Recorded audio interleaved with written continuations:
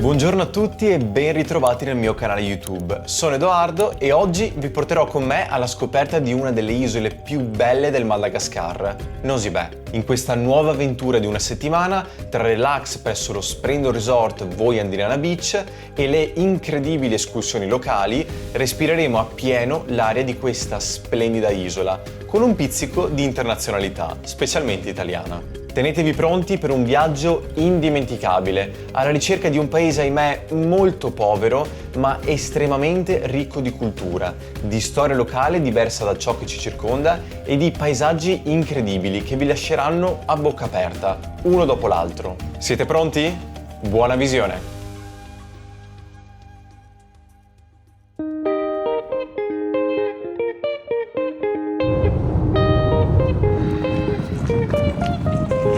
Per raggiungere Madagascar siamo partiti dall'aeroporto Valerio Catullo di Verona, visto che la compagnia Neos, con cui abbiamo prenotato noi, offre, pensate, un volo diretto fino a Nosy Be da Verona, della durata di circa 12 ore, passando brevemente per Roma per caricare altri passeggeri, però non serve scendere e si può rimanere tranquillamente a bordo per una ventina di minuti circa fino alla ripartenza. Sfortunatamente nel nostro caso non è stato proprio così, poiché l'aereo con cui dovevamo viaggiare ha avuto, ahimè, un guasto e soltanto a Roma ci aspettava un aereo sostitutivo in grado di fare il viaggio intercontinentale. Quindi abbiamo per forza di cose dovuto prendere due aerei differenti che Neos ha provveduto ad arrangiare. Ma sappiate che comunque questa è stata soltanto un'eccezione. Sia l'andata che il ritorno abbiamo viaggiato in classe premium, che in un aereo come quello di Neos rappresenta la cosiddetta business class. Tra l'altro la mia primissima volta in business class, che ci ha anche dato l'accesso alla lounge a Fiumicino nel mentre che aspettavamo l'operatività del secondo volo fino a Nosy Be. La tratta intercontinentale, seppur ad aver subito ancora ritardi, è stata estremamente piacevole. Avevo molto spazio per le gambe, intrattenimento con moltissimi contenuti, una bella poltrona reclinabile con cuscino e coperta, kit di benvenuto e soprattutto un'ottima cena ed un'ottima colazione da business class. Sicuramente viaggiare così ti fa pesare molto di meno il lungo viaggio e ci ha fatto arrivare a Nosy Be molto più riposati. L'atterraggio è stato su una pista cortissima, a sfioro sul mare azzurro e l'entroterra selvaggio. Devo dire che non mi era mai successo di vedere un aereo così grande atterrare su una pista così corta, tanto che ha inchiodato di colpo appena toccato terra.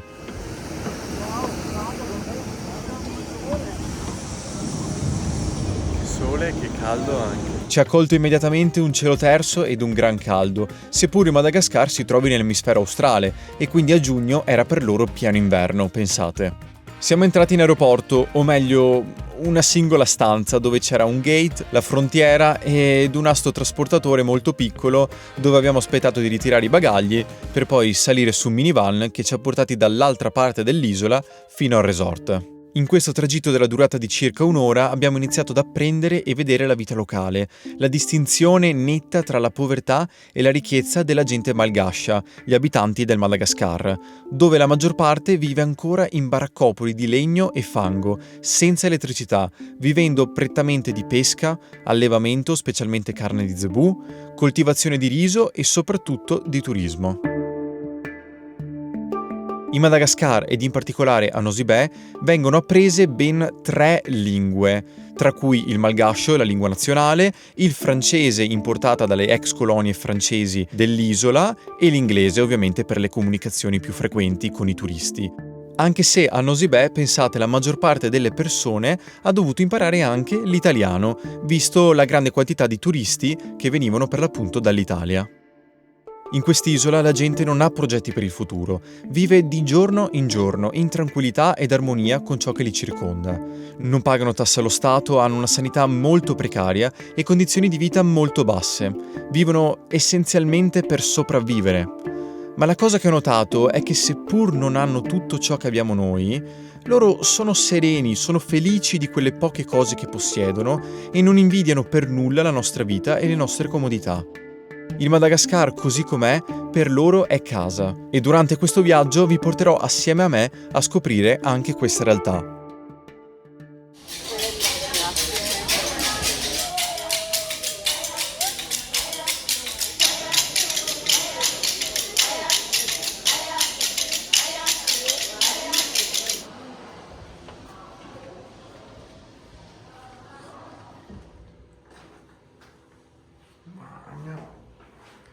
Con il bidet, tra l'altro.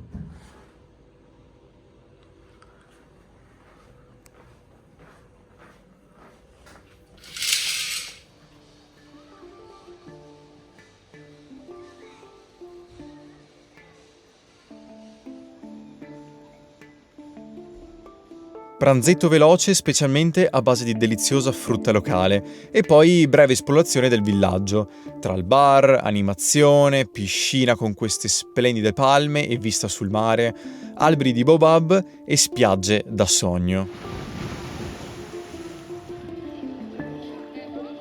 Concludendo infine la giornata con il primo di molti tramonti da favola sul mare di Nosy Be.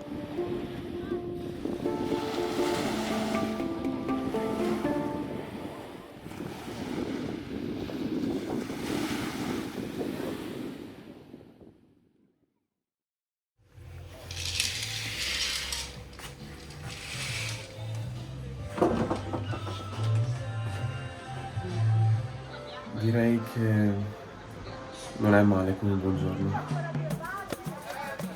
Buongiorno. Secondo giorno in Madagascar. Oggi giornata dedicata al relax, al mare di Nosy Be, alla scoperta delle piccole chicche del villaggio e ad un buon pranzo di pesce fresco presso lo stupendo ristorante Pili Pili del villaggio, situato sopra ad uno scoglio con vista mare. Ci hanno detto che il sole qui in Madagascar è molto più forte rispetto a quello che abbiamo in Italia, perché la Terra, essendo inclinata, è più vicina al sole nel punto dove siamo al sotto, perché ovviamente essendo sotto l'equatore e prima del tropico del Capricorno siamo più inclinati rispetto ovviamente all'asse terrestre e quindi siamo più vicini al sole, quindi di mettersi tanta crema solare, perché anche se ci sono fuori 28-29 gradi la temperatura non è la stessa rispetto ai nostri 28-29 gradi in Italia, perché il sole picchia molto di più, diciamo volgarmente parlando. Ed eccoci qua, siamo in spiaggia. Questo è il mare, l'acqua è decisamente calda.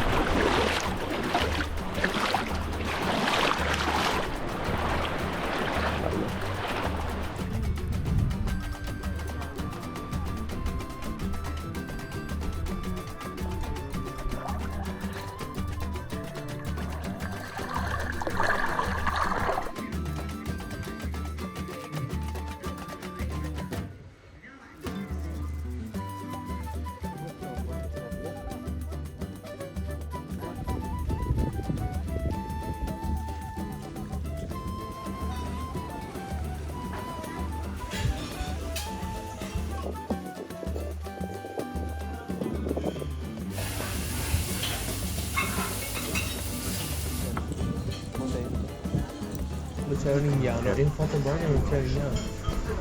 Assurdo. Maps non va senza wifi.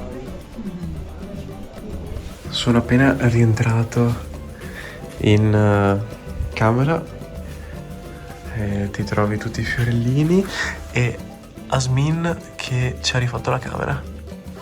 Ecco, grazie Asmin. E qua c'è sempre una vista stupenda, insomma. Ecco qua. Ora prendo due cose, mi lavo un attimo i denti e poi torniamo in spiaggia. Un altro po' di relax.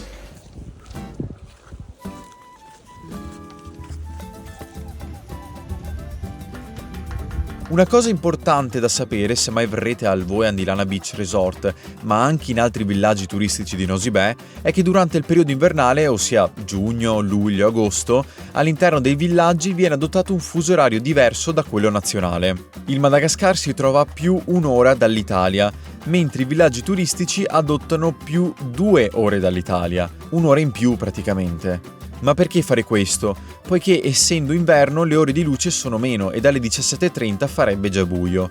Facendo così invece si ha un'ora di luce in più fino alle 18:30 circa, un ottimo modo per allungare le giornate. Lasciato la spiaggia e adesso mi sto avventurando un po' nel parco.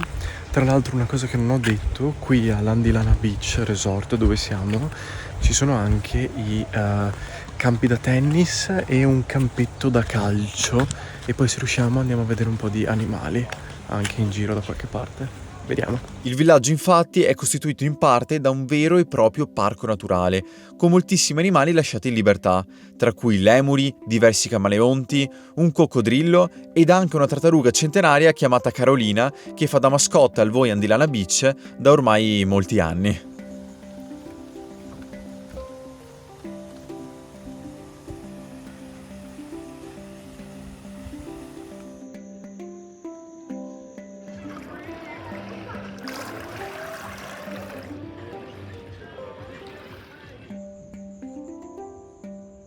Ed ecco a voi il secondo tramonto da sogno. Poi cena a base di carne di zebù e per chiudere la giornata un bel mojito.